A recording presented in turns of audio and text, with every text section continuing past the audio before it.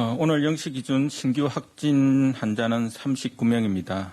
지역사회 감염이 33명이고 6명은 해외 유입 사례입니다. 오늘 0시까지 발생한 확진 환자는 총 11,629명이며 1,499명이 완치되어 격리 해제되었습니다. 현재 857명의 환자들이 치료를 받고 있습니다. 어제 사망하신 분은 없었고 현재까지 총 사망자 수는 273명입니다.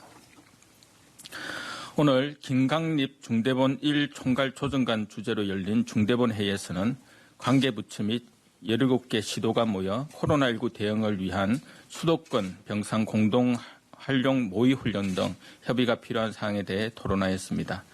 김강립 제1총괄조정관은 생활 속 거리두기 한 달간 이태원 클럽, 물류센터, 종교 소모임 등 수도권을 중심으로 산발적 지역 감염이 발생하고 있음을 우려하며 국민들께서 한순간의 방심이 지금까지의 방역 노력을 물거품으로 만들 수 있다는 사실을 명심하시고 방역 수칙을 준수해 주시기를 당부하였습니다.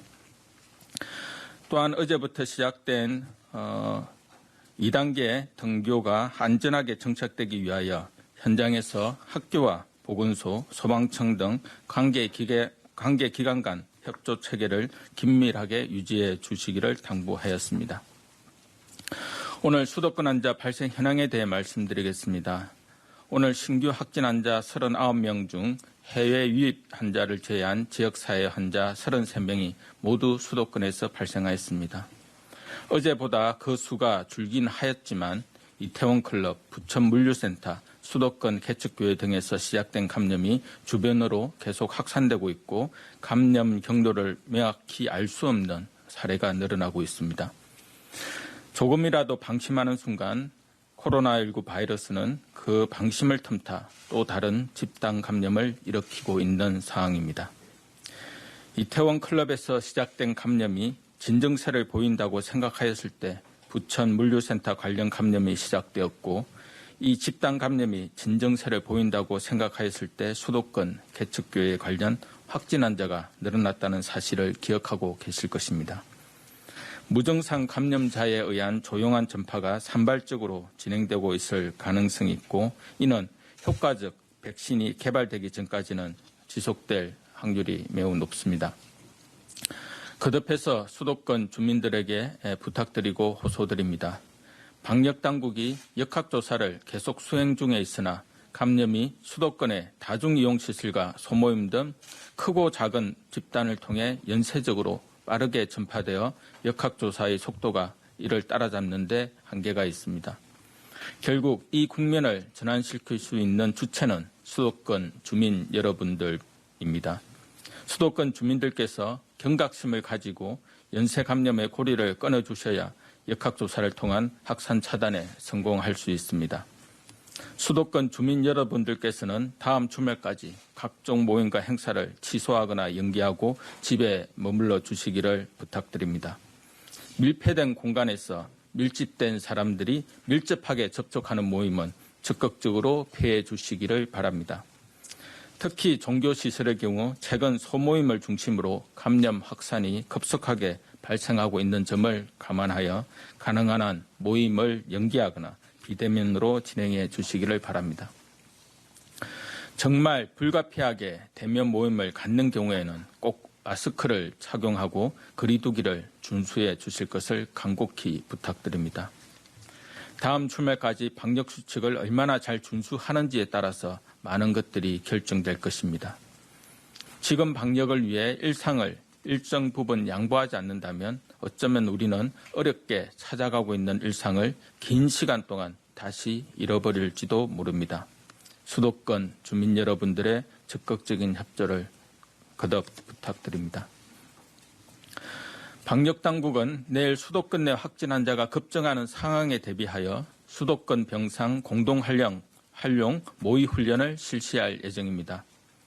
이번 모의 훈련은 수도권 내 대규모 감염이 발생 시 행정 경계에 따른 의료 공백 방지를 위해 지난 5월 9일 마련한 병상 공동체계가 잘 작동할 수 있는지를 점검하고 유관기관 간 협력 체계를 확립하기 위한 목적입니다.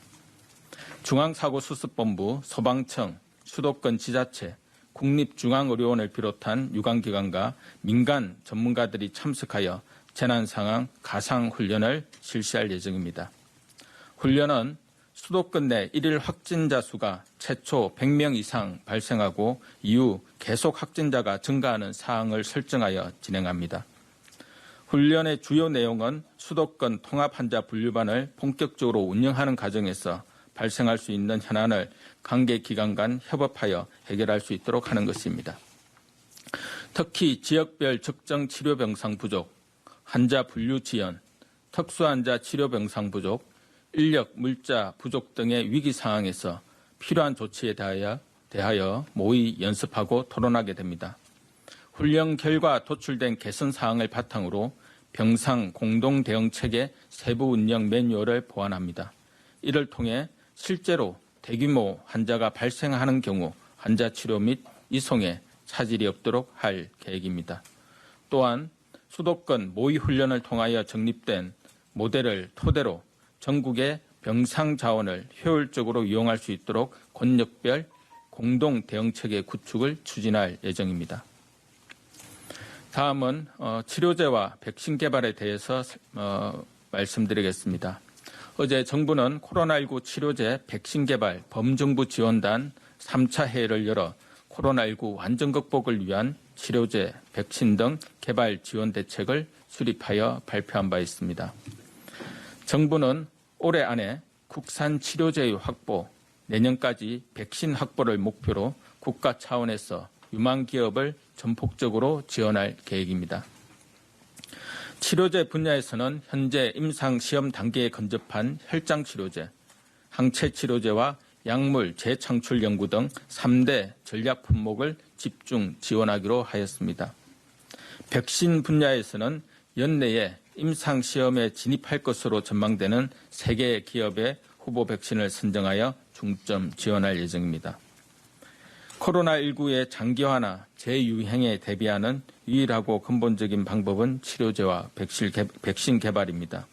이 지원 대책을 통해 정부와 민간의 역량을 결집하여 국산 치료제와 백신을 확보하고 2022년 방역기기의 세계시장 경쟁력을 확보토록 하겠습니다. 다음은 질병관리청 신설 및 보건복지부 개편에 대해 말씀드리겠습니다. 행정안전부는 어제 보건복지부 소속기관이던 질병관리본부를 중앙행정기관인 질병관리청으로 성격하는 내용을 담은 조직 개편 방안을 발표한 바 있습니다. 이는 지난 5월 10일 대통령이 취임 3주년 특별연설을 통해 밝힌 감염병 대응 역량을 획기적으로 강화하여 보다 안전한 대한민국을 만들어 나가겠다는 의지를 반영한 조치입니다. 성격된 질병관리청은 감염병과 관련한 예산, 인사, 조직을 독자적으로 운영할 수 있습니다. 더불어 감염병 관련 정책 및 집행 기능도 실질적 권한을 갖고 수행하게 됩니다. 이에 따라 감염병 정책 결정의 전문성과 독립성이 향상되고 신속한 의사결정 체계를 갖추게 되어 정부의 감염병 대응 역량이 보다 강화될 것으로 기대합니다. 다만 감염병 관련 업무라 하더라도 다수 부처의 협력이 필요하거나 보건의료 체계와 밀접한 관련이 있는 기능은 효율적 업무 추진을 위해서 보건복지부에서 계속 수행합니다. 또한 지역사회 방역 능력 강화를 위해 신설되는 질병관리청 소속으로 권역별 질병대응센터를 설치하여 역학조사와 질병조사 분석 등 지역사회 방역 기능을 지원할 예정입니다. 보건복지부는 복수차관 도입과 함께 보건의료 부문 기능을 보강합니다. 현재 국립보건연구원의 감염병 연구센터를 확대 개편하여 국립감염병연구소를 신설합니다. 연구소에는 감염병 감시부터 치료제와 백신 개발, 상용화까지 전과정 대응 체계를 구축하여 국가 차원의 감염병 연구 기능을 대폭 확대할 예정입니다. 어제는 우리 아이들의 2단계 등교가 있었습니다. 많은 분들의 노력과 헌신 그리고 희생으로 우리 아이들이 학교와 유치원, 어린이집에 다니며 배우고 성장하는 기회를 누리고 있습니다. 아이들에게 방역 수칙을 잘 지켜달라고 100번 말하는 것보다 어른들이 남을 위해 나의 불편함과 귀찮음을 무릅쓰고 방역 수칙을 준수하는 것을 행동으로 보여주는 것이 우리 아이들에게는 더 큰 울림과 깨달음으로 다가올 것입니다. 각자가 자기 자신에 대한 엄격한 방역 관리자가 되어 방역 수칙을 철저히 지켜주실 것을 부탁드립니다. 방역당국도 교육당국과 함께 긴장의 끈을 놓지 않고 학교 내 감염 예방을 위해 최선을 다하겠습니다. 감사합니다.